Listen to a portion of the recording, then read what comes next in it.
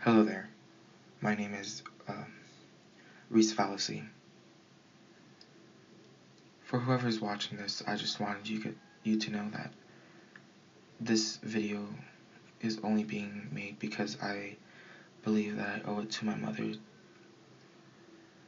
and that the truth should come out. The truth behind what I've been doing.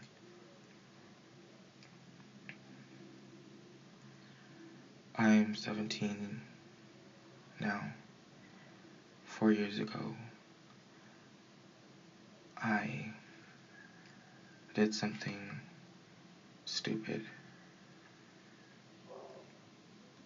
I left the house outraged, and I was just filled with all this negativity because I thought life was so unfair in that moment. I just wanted to know who my father was. My mother, she grew furious and started yelling at me.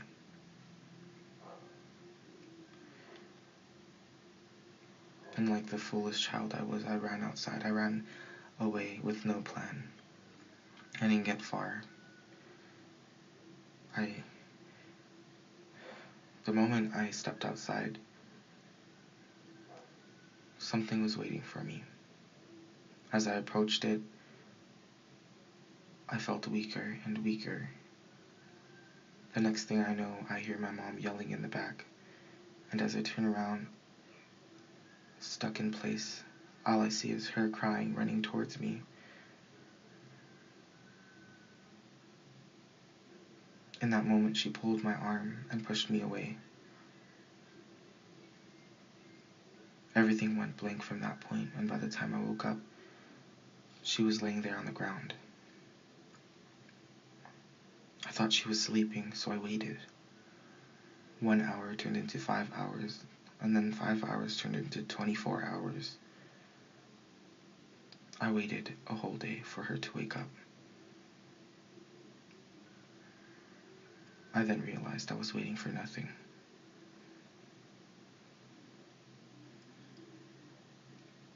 Ever since then, I've been lonely for 4 years.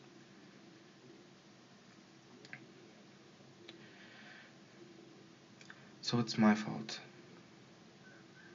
It's my fault that I'm lonely, and it's my fault that my mother's not here with me anymore.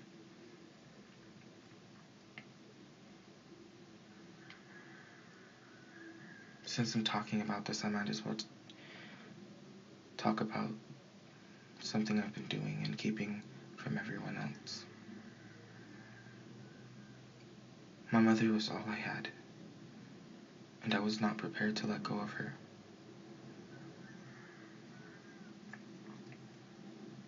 For those who don't know, I am a Magelica, and I possess the ability to create illusions. I deceived myself and everyone else into thinking that my mother never actually died.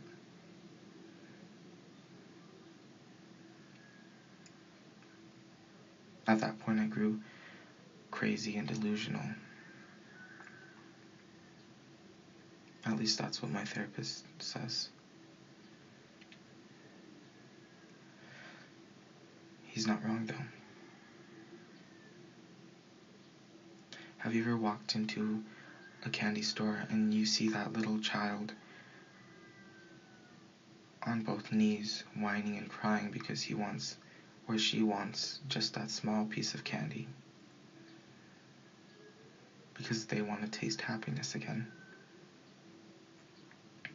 I'm not too far from that little child.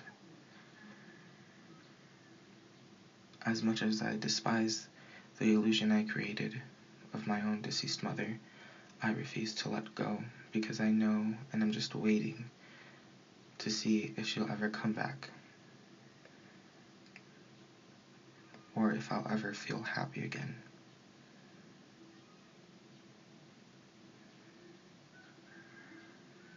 But I look at it. I look at what's supposed to be her, or what should have been her. And she shows no expression. I don't hear her speak. So really there's no comparison to the real deal, you know? Looking at it just makes me remember that she's not coming back and there's no chance for it.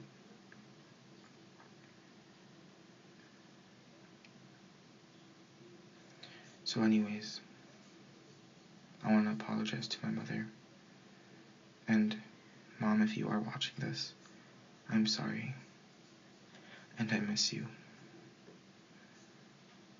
Goodbye.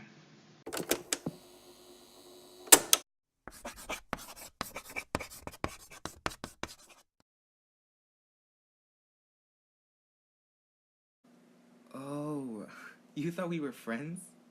And here I thought I was the one with the big imagination. Honestly, who needs friends when you can just make your own? That's how I did it. She doesn't speak.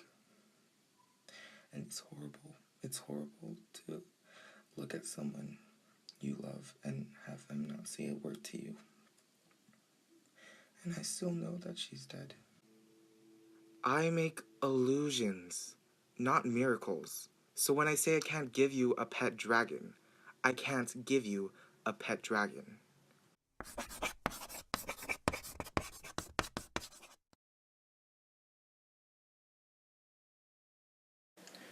Reese fallacy. I don't want to be you anymore.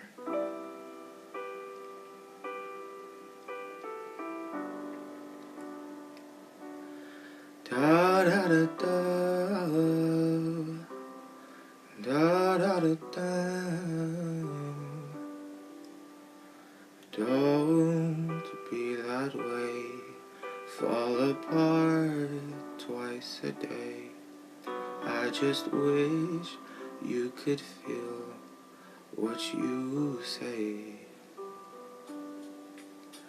Show never tell, but I know you too well.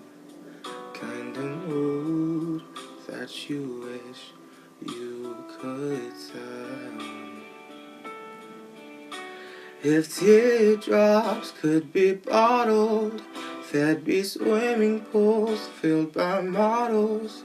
Told a tight dress is what makes you a doll. If I love you was a promise, would you break it if you're honest? Tell the mirror what you know she's heard before. I don't wanna be you anymore.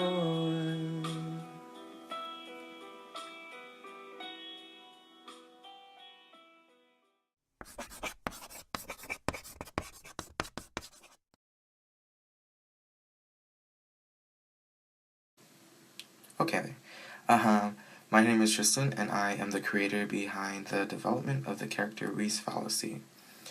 Reese Fallacy and I are kind of similar, but very opposite if you were to look into it.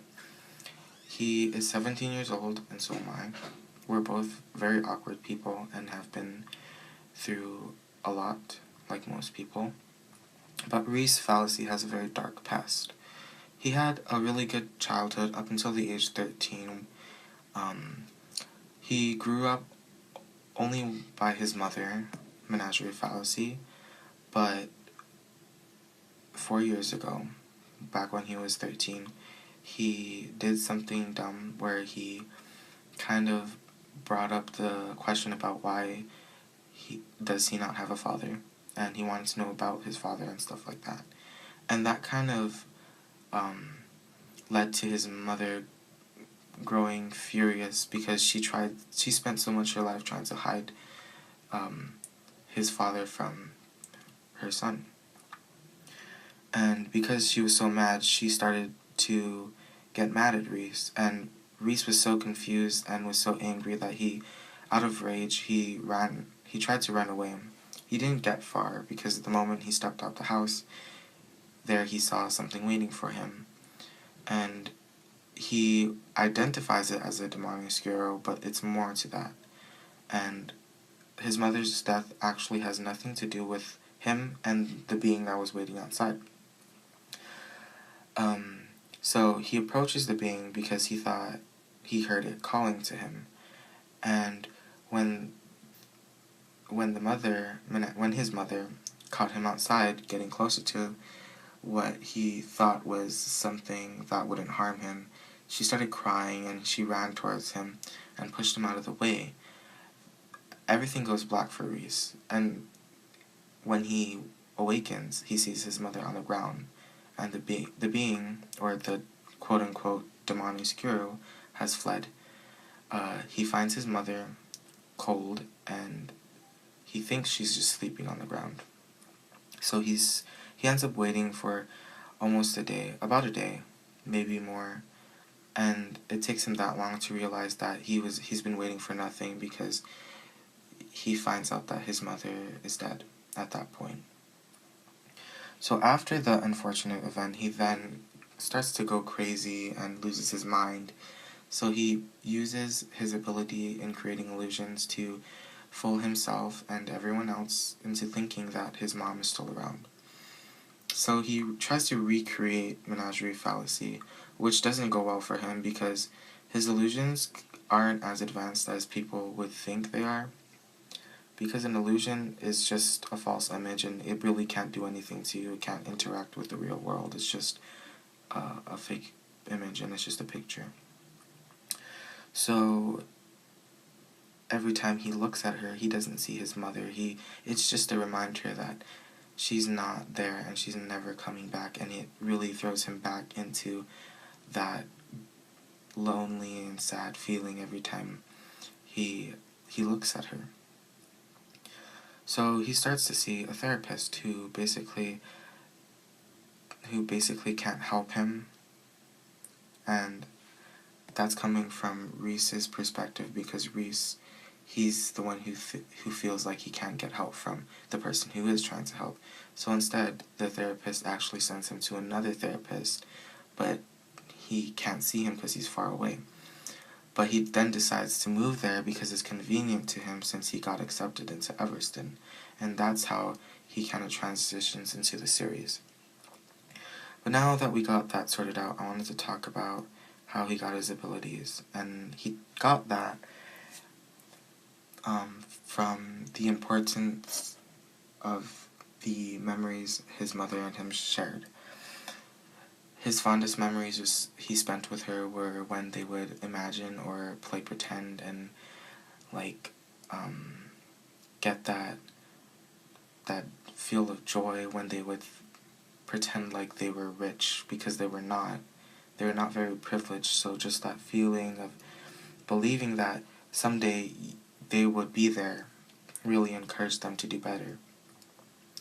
And growing up, they promised to each other that they would have a pretty house and have enough money and do everything they couldn't do.